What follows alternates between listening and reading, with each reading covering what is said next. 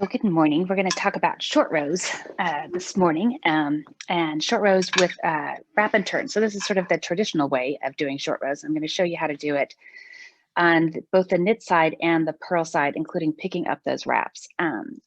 So in a short row instruction, it's usually going to tell you to work a number of stitches and then wrap and turn. So I'm going to go ahead and just work 4 stitches and then wrap and turn. The wrap and turn is always the same thing. You're going to bring your yarn from this, whichever side of the work you are on, to the other side.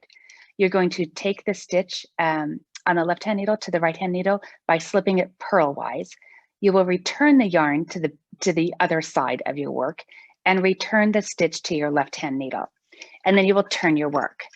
And you can see this little wrap right here is surrounding that stitch, and that is your wrap, right? And then I turned my work, and that is your turn.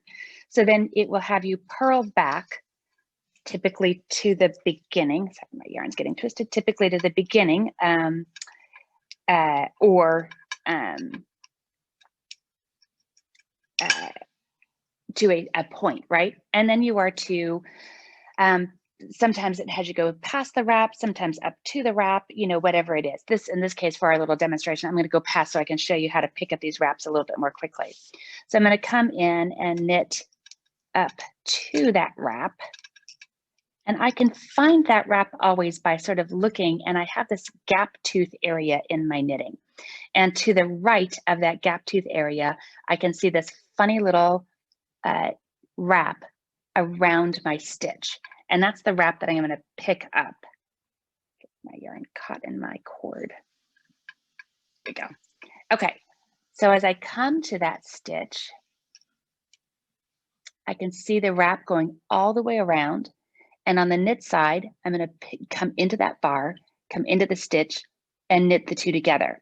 Now, the main thing to remember in picking up your wraps is you want to pick your wraps up in such a way that you cannot see them from the right side. And that's going to be really important, especially when we get to the wrong side. So I went ahead and knitted 2 more stitches, bring my yarn to the front, slip that next stitch, right? Take my yarn back to the other side, put that stitch back, and then turn my work. Okay, you're going to see how terrible I am at purling while I throw. But I'm trying to do it in both styles so that everybody can sort of see it in the style that they need. Okay. So I'm going to purl back. Actually, if you don't mind, I'm just going to purl my way because you guys know how to purl. We're just doing rapid turns here. So I'm going to purl back to the beginning.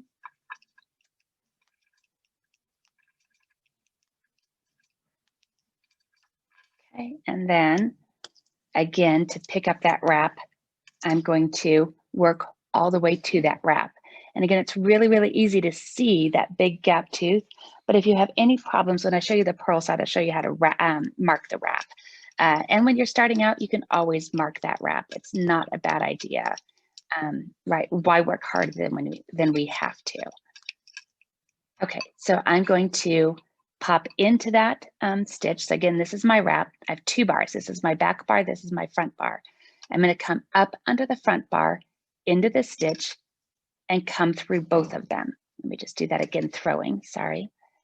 I'm going to come into that bar, into the stitch, wrap my needle, and come through both of those stitches and off.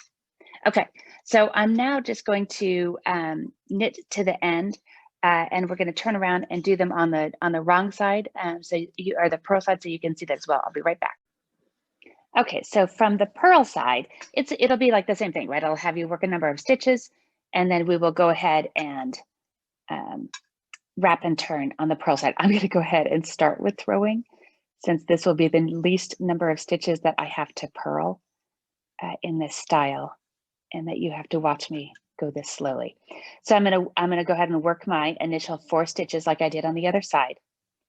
Okay, and that now the yarn is on the front of my work this time, right? So remember, our rule is you take the yarn to the other side of your work, you slip that stitch purlwise, bring your yarn back, put your stitch back, and turn your work. And now we're just gonna knit back. You can see that little wrap stitch right there again. And now this is where if you are a little bit more uncertain, you can grab any sort of locking marker and put that little puppy in place. And so we come forward. Okay, then as we're coming back,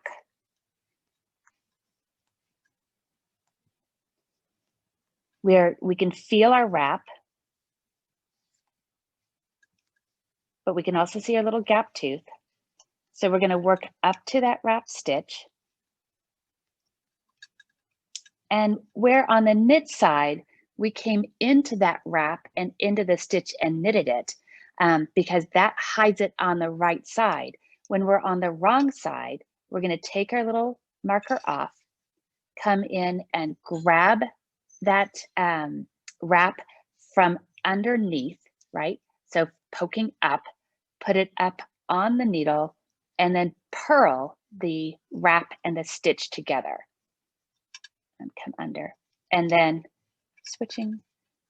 And then it'll say like, you know, work 2 extra stitches and then wrap and turn again. So from a continental perspective, we're going to work 2 more stitches, right? Take our yarn to the other side of the work, slip our stitch purlwise, bring the yarn back, slip the stitch back, and turn your work. And again, I can grab that little marker and I can mark that wrap. Okay, now I'm going to go ahead and just work back.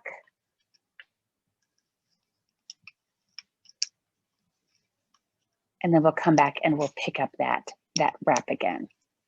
And then we'll talk about little troubleshooting things. Okay. So coming back, just going to purl to the gap or to the marker that I can feel. If you need to, if this is really hard for you to see, especially if you're using a yarn that is really fluffy or dark or hard to see, instead of putting this marker on the right side or the opposite side, you can always mark the stitch right here, and you'll be able to see it more clearly. I almost never wrap my I don't mark my wraps, but again, this goes down to personal choice. But I see knitting really, really easily. This is your stitch right there, right? Your wrap right there. So again, when we're on the purl side, we pick the wrap up from the knit side, put it on the needle, come into both of those stitches and purl them together, and then work however many stitches we need to past that. In fact, what I'll do is just work to the end and show you what it looks like from the right side. So I'll be right back. Okay, so this is what it looks like when all of those wraps are done. And you can see our 2 edges are higher than the center, right? We have more stitches. And they're not terribly noticeable, right? Our wraps, they're actually pretty well hidden, pretty nice. This is stockinette, if you're doing wrap and turns and garter, you often don't have to pick those wraps up because they're hidden within the garter texture. If you are going to try to count, one of the best ways to look for them is to look for this arch, right? So if you're like, how many wrap and turns did I actually do? So they're not super noticeable, but they are right there. I often can feel them before I can see them. So as you're feeling your work, you'll feel smooth, smooth, smooth, and then just a little bit thicker. And so look in that thicker area and even spread your work apart, because remember, when we spread our knitting apart, it should just be all ladders. So we spread it apart where those wrap and turns are, and we get this little leg that kicks out to the right, or to the left, if they're from the wrong side. And so they're a little easier to spot that way. So hopefully that's going to help you a little bit. If you were doing this sort of shaping on, this side and this side, that's probably for like a neckline, right? For shoulders, things like that. So that is your basic, very standard wrap and turns, and hope you found that helpful. If you did, please feel free to subscribe, and we appreciate you being here. Thanks so much.